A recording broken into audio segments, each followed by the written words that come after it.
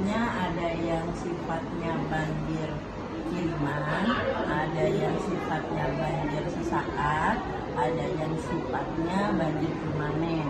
Artinya di mana banjir permanen itu setiap kali musim hujan pasti banjir dan itu lama ya, mengakibatkan beberapa barang hanyut atau bisa juga beberapa ada korban jiwa di dalamnya. Tapi kalau yang banjir sesaat itu ketika selesai hujannya dia langsung hilang banjir itu.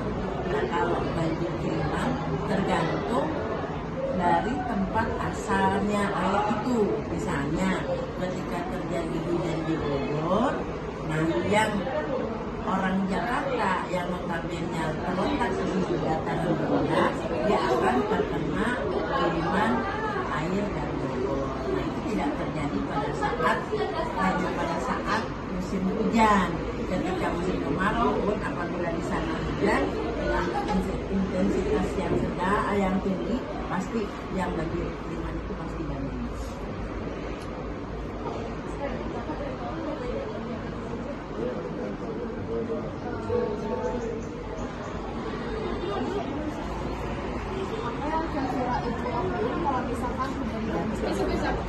Kalau terjadi banjir di rumah ya tidak ada yang kita bisa lakuin ya, gimana caranya menahan air.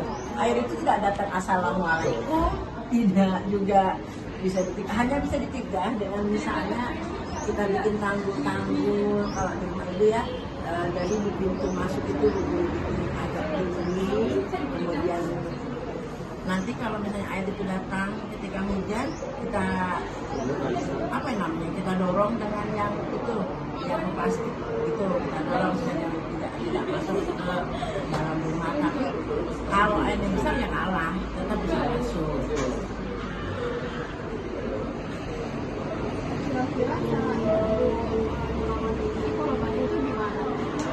Kalau itu sih alhamdulillah ya banjir di tempat itu tuh nggak sampai parah gitu ya. Hanya sebatas paling tinggi sebatas betis, setengah betis. Jadi barang-barang juga masih selamat ya.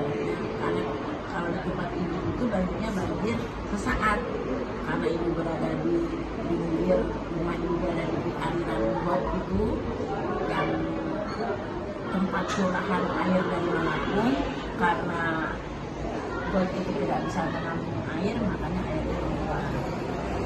Walaupun di tempat ibu ya, di sekolah, samping sekolah itu udah dibikin apa penyerapan air. Nah untuk ketika banjir juga tuh ada penyerapan air di SD sama SD.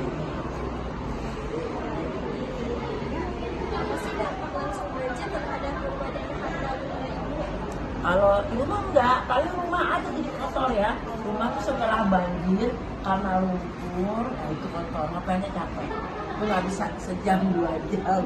Walaupun cuma sebatas betis ya paling tinggi, tapi paling enggak paling sering itu sebatas mata kaki. Tapi kotorannya itu lumpur. Kalau yang dampak barang-barang tidak, kalau itu.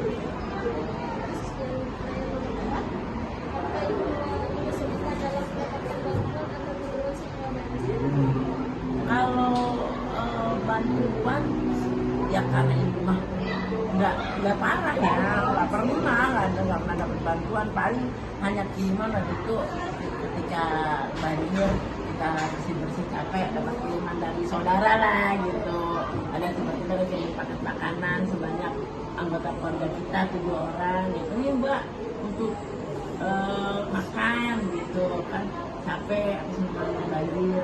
Tapi kalau dari RT setempat sih nggak ada, padahal kita nggak parah, istilahnya cuma segitu aja, cuma ya banjir sesaat lah ketika hujan yang intensitasnya tinggi baru dia banjir. Bagaimana kondisi kesehatan dan kebersihan di wilayah sekitar ibu setelah banjir itu? Ya paling kita capean aja sih, capean membersihkannya, apalagi yang tetangga itu kan ada yang sudah tua, jadi paling setelah itu ya demam lah, tapi nggak lama, cuma kecapean aja, bantu kecapean bersih, karena dampak kebersihannya itu sih ada dampak yang mana, penyakit apa yang ada di sekitar situ. Dan pertanyaan kedua, apa langkah-langkah yang ibu ambil untuk memulihkan diri dari dampak banjir? Istirahat lah, istirahat yang cukup lah, istirahat yang cukup. Kalau misalkan ada kelelahan membersihkan rumah ya, dari akibat banjir itu kan ngumpul-ngumpulnya banyak. Jadi istirahat, kita santai-santai, ngopi-ngopi. Sekarang banjir tuh itu kita ngopi-ngopi, santai-santai, kita menghilangkan stres dan lain-lain. Terima kasih atas waktunya untuk bisa wawancara. Silakan. Terima kasih Bu. Kamu pemimpinnya siapa?